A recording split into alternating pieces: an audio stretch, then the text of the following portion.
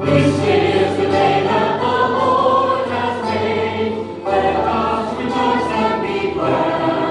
For this is the day that the Lord has made. Hallelujah, hallelujah.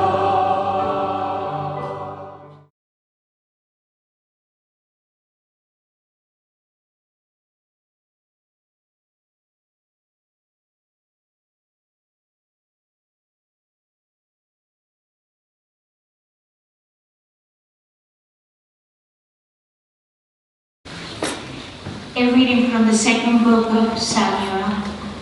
An informant came to David with the report, "The children of Israel have transferred their loyalty to Absalom."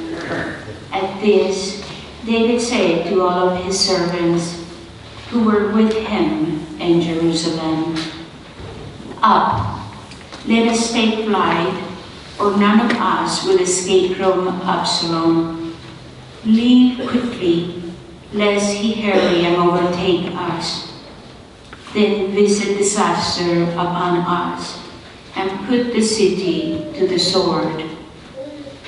As David went up the Mount of Olives, he wept without ceasing. His head was covered, and he was walking barefoot. All those who were with him also had their heads covered, and were weeping as they went. As David was approaching Bahurim, a man named Shimei, the son of Gera, of the same clan as Saul's family, was coming out of the place, cursing as he came. He threw stones at David and at all the king's officers, even though all the soldiers, including the royal guard, were on David's right and on his left.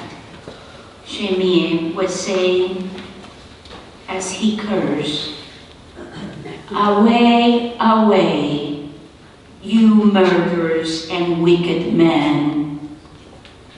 The Lord has requited you for all the bloodshed in the family of Saul, in whose stead you became king. And the Lord has given over the kingdom to your son Absalom. And now you suffer ruin because you are a murderer." Abishai, son of Uriah, said to the king, "Why should this dead dog curse my lord, the king? Let me go over, please, and lop off his head." But the king replied, "What business is it of mine, of yours, sons of Uriah, that he curses? Suppose the Lord has told him to curse David. Who then will dare to say, 'Why are you doing this?'" Then the king said to Abishai and to all his servants, "If my own son, who came forth from my loins, is seeking my life, how much more might this Benjamite do so? Let him alone, and let him curse, for the Lord has told him to. Perhaps the Lord will look upon my affliction and make it up to me with benefits, for the curses he is uttering this day." David and his men continued on the road, while Shimei kept abreast of them on the hillside, all the while cursing and throwing stones and dirt as he went. The word of the Lord. Responsorial Psalm. Lord, rise up and save me. O Lord, how many are my adversaries? Many may rise up against me. Many are saying of me, there is no salvation for him in God. Lord, rise up and save me. But you, O Lord, are my shield, my glory. You lift up my head. When I call out to the Lord, he answers me from his holy mountain. Lord, rise up and save me. When I lie down in sleep, I wake again, for the Lord sustains me. I fear not the myriads of people arrayed against me on every side.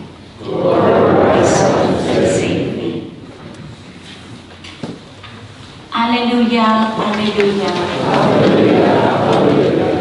A great prophet has arisen in our midst, and God has visited his people.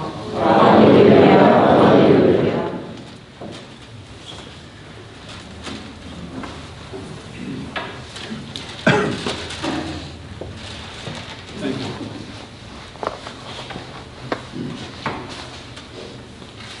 The Lord be with you.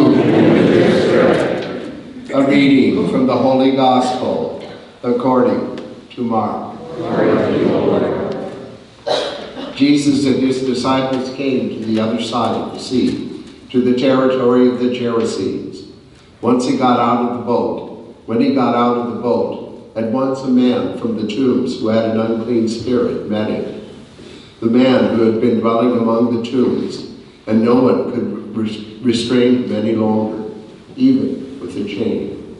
In fact, he had frequently been bound with shackles and chains, but the chains had been pulled apart by him, and the shackles smashed, and no one was strong enough to subdue him. Day and night among the tombs and on the hillsides, he was always crying out and bruising himself with stones. Catching sight of Jesus from a distance, he ran up and prostrated himself before him, crying out in a loud voice, "What have you to do with me, Jesus, Son of the Most High God? I adjure you by God, do not torment me." He had been saying to him, "Unclean spirit, come out of the man." He asked him, "What is your name?" He replied, "Legion is my name. There are many of us." And he pleaded earnestly with him not to drive him away from that territory. Now a large herd of swine was feeding there on the hillside, and they pleaded with him, "Send us into the swine, let us enter them." Then he said to them, and then he let them, and the unclean spirits came out and entered the swine. The herd of about 2,000 rushed down a steep bank into the sea, where they were drowned. The swineherds ran away and reported the incident in the town and throughout the countryside. The people came to see what had happened. As they approached Jesus, they caught sight of the man who had been possessed by Legion, sitting there clothed and in his right mind, and they were seized with fear. Those who witnessed the incident explained to them what had happened to the possessed man and to the swine. And they began to beg him to leave their district. As he was getting into the boat, the man who had been possessed pleaded to remain with him. But Jesus would not permit him, but told him instead, "Go home to your family and announce to them all that the Lord in his great pity has done for you." Then the man went off and began to proclaim the Decapolis, what Jesus had done for him, and all were amazed.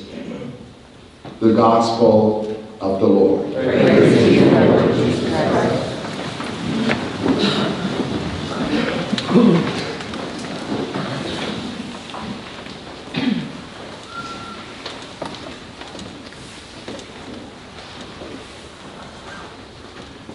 Good morning. We had two very powerful readings this morning, and since the gospel occurs every year, I decided to linger with the first reading. And it took me back to the Sermon on the Mount. And one particular point where Jesus says, "Do not curse those who curse you. Bless them. Do not curse them." And that's exactly what's going on in that first reading. David is fleeing Absalom, his son, who is revolted against the king. And on their flight, they come across this relative of Saul, who begins to curse, throw stones, and dirt. And David's chief officer, Abishai, has a suggestion. Let me just go over and lop off his head. That will take care of the problem. And David says, no. No. This man may be cursing me, sent by God.